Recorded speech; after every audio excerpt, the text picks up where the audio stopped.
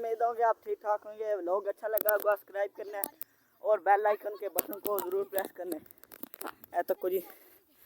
निक्के सवार बाणे जी खोतियां चढ़न चेक करो ऐसे तुहानू विच एडिट करके दसा खोती सही दौड़नी है सीधा किले ते चेक करो जी ए चेक करो हैं खोती लेट करन आ पई है निक्का बैठा खोती साहब ने पंजाब आ गए इत्थे कल अस खेडे ने बादी अपन चिट्टे चिट्टे लेना ओ निक्के खोतियां लपन लगे चेक करो निक्के खोतियां लप रहे ने चेक करो चेक करो जी चेक करो जी निक्का खोती चढ़ गई स्वाद लै रहा जी घरे दी बच्ची सोहनी पट्ठी गमैद हैं चेक करो जी अली सैन पिछते चार छड़ी ने चेक करो जी ए तक जी पीछ खराब हो गई जाने तो निक्की खोतियां लपन गए तो करने चेक करो जी ए चेक करो दोनों लापी खोती हैं तो कोई खोती कितने लै गई निक्की ए चेक करो निक्की खोतियां लपन गए वो चेक करो जी ए देखो जी निक्का भी नवा दी ए देखो जी हैं ऐसा ही कमैद आयो ब्लैक रोज घोड़ा है निक्के खोतियां दड़वा रहे ने तो बादी खा रहे ए चेक करो खोती एक खोता है ये वारदात पाने लपड़ लेन ते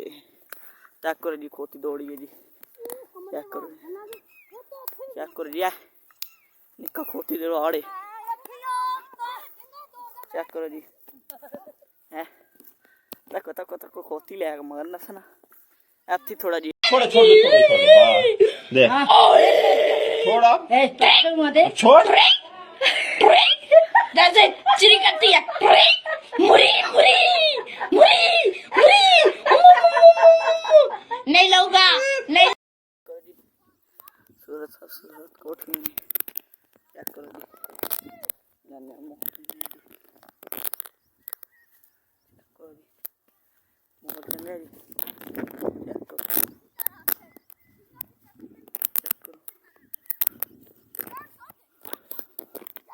सही बने हैं जी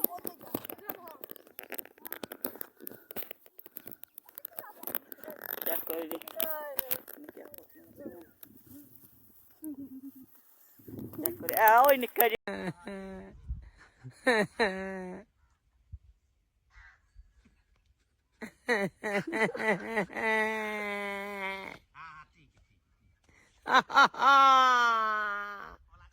यार फतेहपुर ने थले जमीन ते ए लो